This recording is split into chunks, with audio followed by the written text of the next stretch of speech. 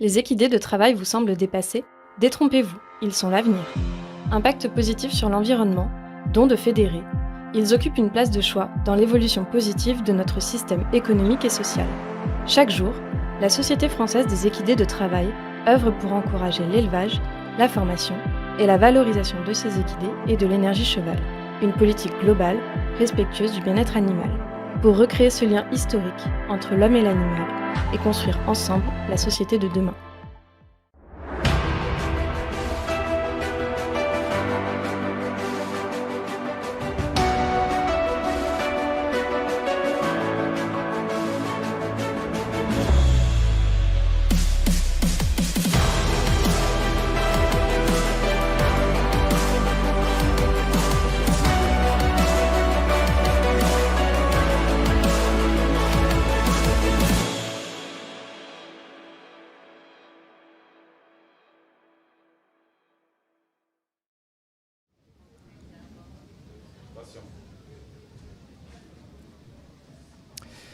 Bonjour, rebonjour si vous êtes avec nous depuis le début de cette journée, ici invité par le Conseil des équidés des Pays de la Loire, au cœur d'un événement majeur pour le sport puisque nous sommes au Lion d'Angers pour les championnats du monde des jeunes chevaux de concours complet 6 ans, 7 ans, avec une vraie bagarre qui a commencé depuis hier. Nous sommes dans les 2 premiers jours de dressage. Demain le cross, tout ça sera à suivre évidemment avec beaucoup d'attention sur tous les réseaux sociaux, mais ce qui nous intéresse également, c'est de faire le tour grâce à 4 tables rondes par jour de tous les sujets traités par la filière, important que ce soit pour le sport, le loisir et évidemment le début pour les chevaux comme le sont le circuit libre dont on va parler maintenant avec le circuit inventé, proposé par la société hippique française. Le cycle libre jeunes chevaux, pourquoi, comment, c'est le thème de cette table. Je vous présente tout d'abord celle qui va représenter la société hippique française, c'est Émilie Morichon. Bonjour Émilie. Bonjour Kamel. Directrice donc de la société hippique française. On va commencer dans quelques instants avec vous pour d'abord qu'on définisse ce qu'est le cycle libre. Et puis à côté de moi, Aurélie Larossa-Mahé. Bonjour. Bonjour Kamel. Merci d'être là. Vous allez représenter le jumping dans... vous êtes cavalière, vous avez aussi un club dans tout ce que peut apporter ce cycle libre à vous et surtout à vos élèves.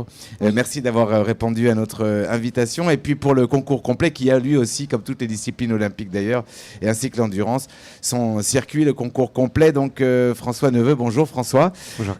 Entraîneur et formateur de concours complet, installé avec une personne qui a souvent ici, un athlète beaucoup brillé sur ce Lion d'Angers qui est Nicolas Touzin.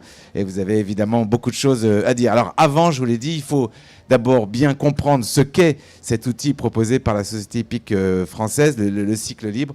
C'est à vous, Émilie Morichon, que revient ce rôle pour ouvrir cette table ronde. Qu'est-ce que le cycle libre ? Alors le cycle libre, déjà, il se déroule dans 3 disciplines, les 3 disciplines olympiques. Et surtout, il a 2 objectifs. Il a l'objectif à la fois de former, de pouvoir faire former des jeunes chevaux qui sont destinés à des amateurs et de former aussi des couples, déjà, chevaux amateurs. Alors, il existe dans toutes les disciplines. Tout à fait. Il existe dans toutes les disciplines. Par contre, nous avons une spécificité dans les 3 disciplines olympiques. Nous avons 2 circuits différents. Le circuit classique, qui est destiné aux chevaux plutôt de haut niveau, et le circuit libre, qui est vraiment destiné pour le coup à ce couple cheval amateur. Ouais. Alors, la société hippique française s'occupe du jeune cheval tant qu'il est encore patronné par l'agricole, c'est-à-dire on débute de l'élevage, du foal, 2 ans, 3 ans, jusqu'aux 6 ans. Exactement. Le cheval est d'abord un animal de rente, un animal agricole, c'est une production agricole, et donc nous dépendons du ministère de l'Agriculture, et notre objectif c'est de valoriser l'élevage de ce produit et de créer une école du jeune cheval, et on considère que le cheval est toujours à l'école et en transformation, ce produit est en transformation jusqu'à 6 ans. Donc on s'occupe de tous les reproducteurs et des chevaux en devenir jusqu'à 6 ans. François Neveu, parlez-moi de cet outil justement du cycle libre. Comment vous l'utilisez? Est-ce que vous êtes satisfait de ce circuit? Pourquoi, comment? Alors moi, je l'utilise beaucoup avec des amateurs qui ont déjà une certaine expérience avec des chevaux d'âge et qui souhaitent valoriser ou se mettre en couple avec leur jeune cheval qu'ils ont acquéri. Et puis, ce cycle libre nous permet de débuter sur des parcours très progressifs où les cavaliers et les chevaux ne sont pas en difficulté, moyennant le fait qu'ils soient bien préparés à l'avance. Et ça permet de faire couple avec son cheval pendant les 3 premières années d'exploitation, on peut dire peut-être, de la vie du cheval dans l'équitation sportive, de concours complet pour ce qui me concerne. Est-ce que ça permet aussi à vous de vendre des chevaux jeunes plutôt que des chevaux déjà prêts? Est-ce qu'on peut promettre aux cavaliers amateurs de débuter la carrière avec son cheval plutôt que prévu? Alors, je pense que c'est possible. C'est ce que j'ai dit. Je pense qu'il faut que les gens aient quand même les cavaliers aient une certaine expérience avant. Donc il y a quand même avant souvent des gens qui ont des chevaux en demi-pension ou qui ont eu l'occasion de monter des chevaux d'âge dans les centres équestres, dans des épreuves. Et puis à ce moment-là, ils peuvent passer sur des jeunes chevaux, moyennant le fait qu'ils soient très encadrés, que les chevaux soient préparés aussi par des professionnels et qu'on passe l'hiver qui précède la saison à travailler et à faire le couple. Alors Aurélie, vous avez un club, mais vous avez aussi utilisé ce cycle libre. Comment vous pouvez le définir et qu'est-ce qu'il vous a apporté dans votre expérience? Oui, alors nous, on l'utilise aussi parce qu'on fait beaucoup de jeunes cheval. On travaille avec d'autres éleveurs également. Et je trouve qu'il est vraiment très très bien pour préparer les chevaux, pour les initier à la compétition. Et les tours sont vraiment bien amenés pour bien former le cheval. Est-ce que aussi c'est une façon de convaincre vos cavaliers amateurs d'utiliser ce circuit, d'en profiter? Oui, justement. On a pas mal de cavaliers qui ont passé leurs plusieurs galops chez nous, qui ont eu l'envie, après d'être demi-pensionnaires ou pensionnaires, comme l'évoquait mon collègue tout à l'heure. Ils sont devenus propriétaires chez nous. Et du coup, maintenant, on souhaiterait vraiment les initier à ce programme-là, au cycle libre, qui est vraiment très bien adapté, qui va être bien adapté pour eux. Est-ce qu'il y a plus d'amateurs attirés par ce cycle libre de la SHF dans le complet, dans le dressage, dans le jumping? Quelle est la meilleure croissance de ce cycle libre? Je pense qu'il y a une croissance à peu près équivalente, quelle que soit la discipline. Je pense qu'en plus, ce qui est intéressant pour les dresseurs notamment et pour le concours complet, c'est qu'ils vont pouvoir avoir un objectif de finale. Et cet objectif de finale, ils le déroulent en même temps que les cavaliers professionnels. C'est-à-dire que le classique et le libre se déroulent en même temps. C'est ça, la grande semaine par exemple de Fontainebleau permettait à des amateurs de se retrouver dans la même ambiance, le même décor. Ça compte aussi qu'ils soient considérés de la même manière. Et voilà, exactement, la même qualité de piste, le même encadrement. Et puis si on prend le complet, puisqu'on est aujourd'hui au Mondial du Lion, je crois que c'est un rassemblement d'une grande famille et à la fois les professionnels et les amateurs se retrouvent sur un même objectif, sur une même échéance. Et je crois que c'est vraiment la fête de la discipline. François Neveu, est-ce que c'est aussi un outil pour préserver une compétition pour les amateurs? C'est-à-dire, on peut considérer que Nicolas Touzin n'a pas le droit de venir en cycle libre, on est d'accord? Et ça permet donc aux amateurs de ne pas être affrontés à des cavaliers qui ont un niveau supérieur au leur. Alors je pense que effectivement c'est une compétition qui permet de poser des objectifs en début de saison. C'est-à-dire que l'objectif c'est la finale. Alors si vous mettez un amateur entre Nicolas Touzin et Tom Carrelal, il aura peu de chances d'aller à Pompadour. Oui. Moi je motive les gens en disant tu vas courir en même temps qu'eux, mais pas les mêmes épreuves, sur une même qualité de terrain, une même qualité de chef de piste, parce que dans les épreuves qu'on court en jeunes chevaux, le chef de piste c'est quelqu'un d'important. Et puis de côtoyer ces gens-là au quotidien, de les voir monter, au quotidien, pendant les concours, de les voir monter les épreuves et de monter en même temps qu'eux. Donc finalement, ça permet de poser des objectifs qui sont très valorisants. Est-ce que les professionnels, toujours à la recherche d'un très bon cheval, regardent, pendant la semaine de Pompadour par exemple, les chevaux amateurs du cycle libre? Ça, c'est évident. On est suivi, moi je suis suivi parce que forcément, en tant que coach, puis j'ai été cavalier, je le suis toujours, mais j'ai été cavalier de concours. On connaît forcément toute la filière, les gens de la filière. Les cavaliers professionnels sont toujours à l'affût du meilleur cheval et parfois ils se trouvent dans les cycles libres. La difficulté que j'ai rencontrée, c'est que les amateurs ne veulent pas forcément vendre leur cheval. Ils sont assez valorisés par le fait que Astier Nicolas leur réclame pour se dire je ne vais pas le vendre puisque si on me le réclame... Et c'est ça. C'est le premier flow, c'est ça. C'est s'il y a un athlète de ce niveau qui demande le cheval, c'est que le cheval a déjà gagné une compète, quoi.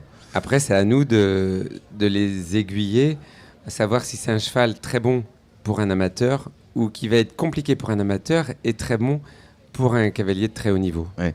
Alors, c'est difficile, vous qui êtes coach, parce que normalement, on dit cavalier amateur ou jeune cavalier, vieux cheval. Et là, il faut emmener un jeune cavalier avec un jeune cheval.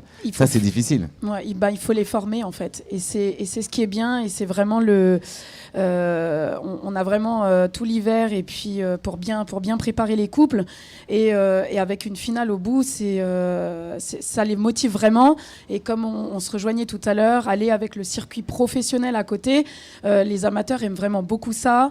Être sur les mêmes pistes, concourir les mêmes terrains et aller sur cette finale, ça les intéresse vraiment. Et après, à nous de bien former le couple. Ouais. Le choix par la SHF du chef de piste est aussi exigeant pour le cycle libre qu'il l'est pour le cycle classique? Oui, aussi exigeant, autant dans la formation. Ils sont tous habilités SHF, sinon ils ne peuvent pas œuvrer sur ces concours. Et c'est surtout le chef de piste et le chef d'orchestre et le garant du respect du bien-être du cheval, c'est-à-dire le garant que la progressivité est bien respectée. Alors, vous avez la possibilité en direct sur Facebook Live de cette émission de réagir en direct. On a une question qui est déjà arrivée. Vous pouvez réagir aujourd'hui, même ensuite sur les replays, et on tâchera d'y répondre. Est-ce que la question est là? Oui, voilà, du coup, on vous écoute, Camille. Est-ce que le circuit libre va rester un circuit dédié aux amateurs, surtout si les licences évoluent? Je pense que la question est pour moi. Oui. Donc oui, évidemment. Donc je pense que déjà, on l'a dit depuis le début, hein, le cycle libre est à une place d'honneur à la SHF. Si elle évolue les licences évoluent, la réglementation en tout cas des licences évolue au niveau de la Fédération française d'équitation.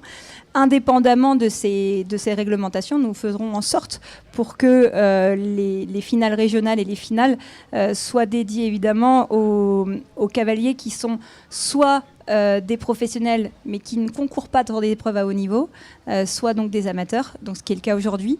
Je pense qu'on trouvera des solutions. De toute façon, ça sera aussi la volonté de la Fédé de toujours garder un index de performance, même s'il n'y a pas de différenciation dans les licences, pour préserver les amateurs des professionnels. Donc on trouvera toujours cette solution, on va œuvrer. Qu'est-ce qu'on entend par, d'abord, amateur? Est-ce qu'on a compris qu'évidemment, Touzin, Nicolas, tous ces gens-là, c'était Nicolas, n'étaient évidemment pas des amateurs, mais est-ce qu'un moniteur qui ne fait pas de compétition le week-end autre que les jeunes chevaux, parce qu'il a des élèves, etc., est-ce qu'il peut utiliser le circuit SHF? Alors, oui, aujourd'hui, le circuit libre, il est uniquement interdit sur les finales régionales et les finales nationales à ceux qui sont titulaires d'une licence pro. D'accord. Voilà. Tous les autres ont le droit d'utiliser ce circuit? Tous les autres ont le droit. Bon. Puisque c'est ce qu'on disait tout à l'heure, c'est à la fois soit un couple qui est déjà en devenir un couple amateur cheval, soit c'est un futur cheval qui est formé pour être destiné aux amateurs. Ouais. Vous êtes formateur chevaux, formateur aussi de cavaliers ou uniquement chevaux? Non, je forme des cavaliers, oui. Ouais. Alors, vous formez des gens qui peuvent devenir moniteurs plus tard? Oui. Et donc, ce circuit libre, vous l'utilisez avec eux ou pas? Alors moi, je l'ai beaucoup utilisé, oui, parce que ça me paraissait très important. Alors, je fais de la formation plus pour le DE actuellement, mais j'ai fait aussi beaucoup de BPGEPS. Et je trouve que c'est aussi important d'apprendre à former des chevaux qui seront soit des chevaux d'instruction, soit des chevaux qu'on arrivera à vendre. Plutôt que de montrer une capacité à un moment où on passe le monitorat avec un cheval qui l'a déjà passé 15 fois et qui va compenser un peu les lacunes du cavalier. Le circuit cycle libre pour des élèves moniteurs, ça me paraît être un outil indispensable. Ouais. C'est-à-dire qu'à la fois on apprend à monter à cheval, mais à la fois on apprend à apprendre à un cheval à faire ce métier. Oui, c'est comme ça qu'on apprend à faire une cavalerie. Ouais. Dans les centres équestres, on trouve en général plusieurs sortes de cavaleries. Il y a des cavaleries qui sont dédiées aux cavaliers débutants, et puis il y a des cavaleries qui doivent permettre de passer le galop 7, de débuter éventuellement sur des épreuves de concours. Alors, dans les classes, dans les épreuves club ou dans les épreuves amateurs, mais là, il faut des chevaux qui sont particulièrement préparés. Ouais. Est-ce que ça permet aussi, ce cycle libre, d'avoir une clientèle qui n'aurait peut-être pas les moyens d'acheter un cheval déjà tout fait, de 7 ou 8 ans, et bien de lui dire, celui-là est un peu moins cher, mais tu vas prendre ton temps et dans 2 ou 3 ans, il obtiendra les résultats que tu veux. Oui, exactement. Parce que je pense qu'un cheval de 3 ans forcément coûte moins cher qu'un cheval à la sortie des 6 ans ou des 7 ans. Ils n'ont pas tous les moyens, cavaliers et parents, d'investir sur un 6-7 ans. Donc pouvoir acheter le 3 ans et bénéficier de tout le circuit-là, c'est vraiment ce qui est bien fait pour eux. Ouais. La SHF fait souvent un effort, on l'a vu pendant ces grandes semaines cette année, pour les cycles classiques. Il y a beaucoup de commerces, on a vu à Fontainebleau vraiment les meilleurs cavaliers du monde venir acheter des chevaux. Est-ce que vous mettez aussi en avant le commerce possible pour les cycles libres ou c'est pas l'objectif du tout? Alors, oui, mais c'est pas le premier objectif. Mais bien sûr, c'est que ils sont bien au départ élevés. Ils sont élevés pour une destination. Alors quelquefois, c'est parce que le cheval peut-être peut manquer de qualité pour le classique, mais surtout parce qu'il a été élevé pour être bon, beau et pratique. Je crois que ça, c'est 3 grandes qualités qu'on recherche. Et quelquefois, quel plaisir pour un éleveur aussi de voir un couple qui se forme. On en parlait tout à l'heure, mais je crois que c'est de toute façon très plaisant aussi pour eux de former ce jeune cheval. Et je crois que c'est une victoire avant tout. Avant du résultat sportif, c'est déjà une victoire d'apprendre en même temps que son cheval. Ouais. Et après, évidemment, on a aussi les outils de commercialisation qui sont mis en place aussi pour le cycle libre.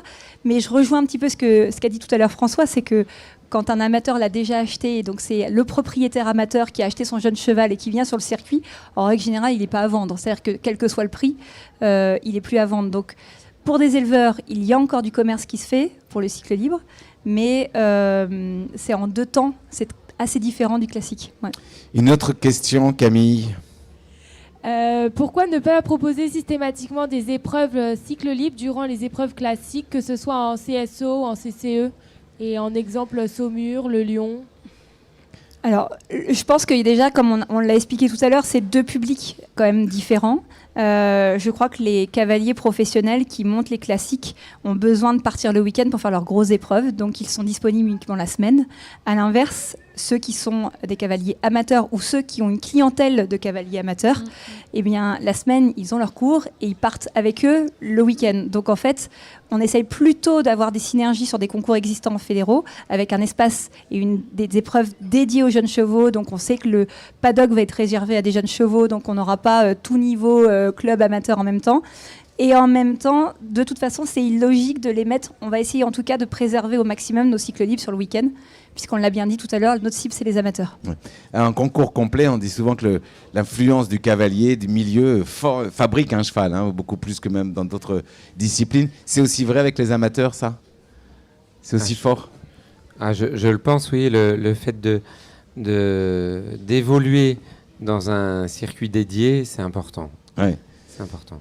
Vous pensez la même chose pour saut d'obstacle? Oui. On peut influencer plus facilement, plus le cheval est jeune, plus on peut lui apprendre, même avec un amateur sur le dos? Oui, exactement. Et puis on a le circuit qu'il faut, donc c'est vraiment top, quoi. Ouais. Émilie, le Lion d'Angers ici, c'est aussi pour l'élevage, pour l'agricole, que vous représentez aussi, un aboutissement quand même. On est tous là parce qu'il y a les championnats du monde.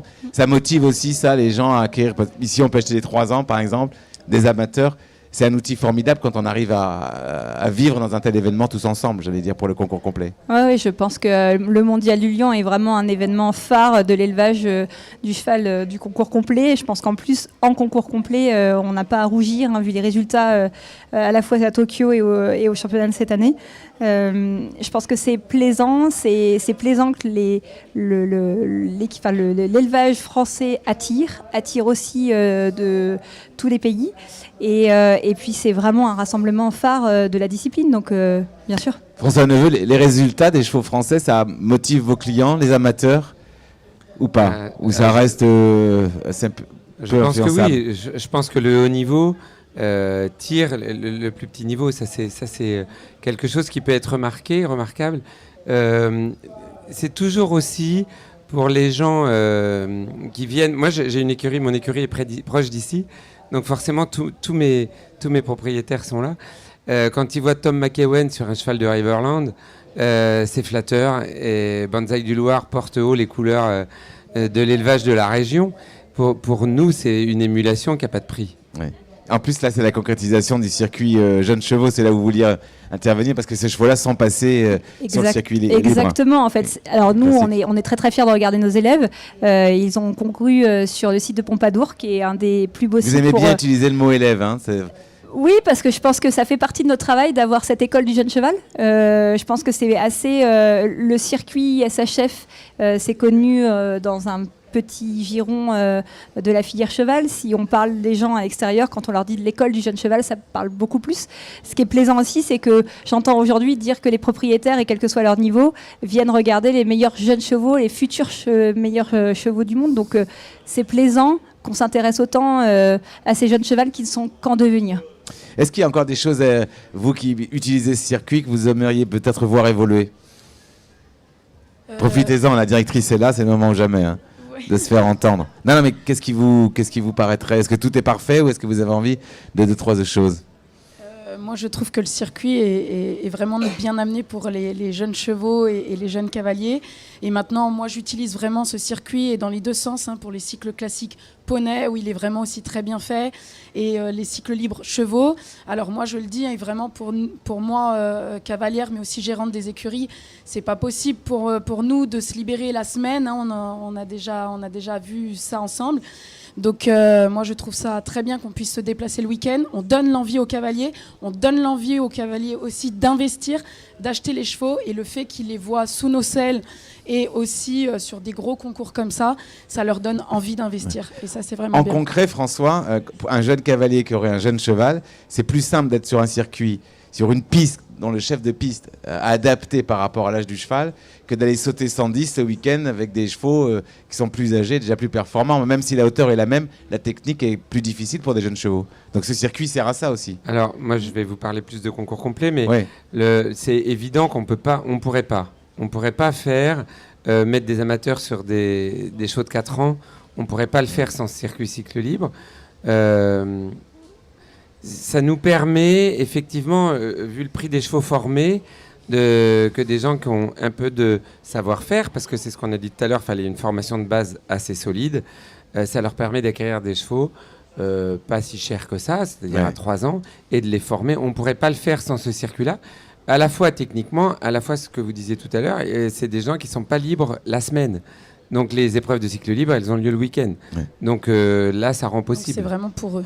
C'est vraiment pour eux. Ça existe à l'étranger, un circuit classique, oui, on le sait en Belgique, mais libre comme ça, aussi efficace ? Non. C'est-à-dire que de toute façon, d'avoir une maison mère de l'élevage de chevaux n'existe pas dans les autres pays. On a la chance d'être soutenu par le ministère de l'Agriculture pour pouvoir défendre et mettre en place ce circuit. Donc je crois qu'il faut continuer justement à s'en servir et à le défendre. Et peut-être dans les points d'amélioration, c'est que nous, on va continuer aussi. Je sais que dans certaines régions, il est plus difficile de trouver des organisateurs, de trouver des dates. Quand on est dans une région très productrice, avec beaucoup d'élevage, c'est assez simple parce qu'on sait que les concours vont être remplis. C'est beaucoup moins facile quand on est dans des régions où le nombre d'éleveurs est moins important, et on sait que l'organisateur a besoin de rentabiliser ces concours. Donc on travaille actuellement pour essayer de fournir davantage ce calendrier. Que ce soit équitable. Qu'il soit accessible à tous, quel que soit l'endroit où on élève ou l'endroit où on a acheté un jeune cheval. Ça, je pense que c'est dans les axes d'amélioration. Et évidemment, toujours privilégier le week-end. Ouais. Une question, une réaction des internautes, Camille. Dans certaines régions, comme en Bretagne, il y a de moins en moins de cycles libres. Comment faire dans les régions où les cycles libres est de moins en moins accessible ? Le problème d'Émilie, c'est qu'elle vient d'y répondre. Alors, dans les pistes d'amélioration, je pense qu'on a un travail à faire, et d'ailleurs, on a lancé ce travail-là avec certains creux, les comités régionaux d'équitation. Je pense que dans certaines régions, les concours amateurs ne sont pas complètement remplis non plus. Donc l'objectif, c'est d'essayer de trouver une synergie avec leur calendrier pour qu'on puisse avoir toujours un créneau adapté avec un chef de piste habilité. Donc on y travaille. J'avais quelque chose éventuellement à ajouter sur ça, c'est qu'on peut le mélanger. Alors nous, c'est ce qu'on fait en cycle libre, en cycle classique poney. On le mélange avec le circuit CIF. On fait les épreuves classiques le matin et les épreuves CIF l'après-midi. Éventuellement, on peut aussi proposer circuit libre le matin et un circuit amateur l'après-midi pour pouvoir faire venir beaucoup de monde et remplir cette journée. Je pense que vous avez compris que la SHF était disponible et accessible. Je pense que le plus important, vous êtes dans n'importe quelle région, n'hésitez pas à nous appeler, à nous contacter, à nous dire si vous avez des organisateurs qui pourraient être intéressés demain, qui ne connaissaient peut-être pas ce circuit, et à nous d'aller le défendre et le promouvoir pour trouver davantage de dates dans votre région. François, un mot à rajouter avant de conclure? Moi, forcément, en tant que cavalier et entraîneur en concours complet, on est très sensible au manque d'équilibre de l'organisation sur la France. C'est-à-dire que nous, en Pays de Loire, on est vernis. Moi, j'ai toujours des concours à 1 ou 2 heures de chez moi. Beaucoup de régions ne sont pas aussi fournies en concours. Moi, je trouve ça très regrettable parce que le concours complet et les épreuves de cycle libre permettent tout à chacun d'accéder à la compétition, et c'est pas encourageant pour les régions qui n'ont pas beaucoup d'organisateurs. C'est pas suffisamment équitable. C'est pas suffisamment équitable, ça c'est sûr. Bon, on voit que c'est un effort à faire. Un dernier mot, tout a été dit? Non, c'est bon, tout a été dit. Émilie? Non, n'oubliez pas de vous inscrire, toutes les informations sur notre site aussi.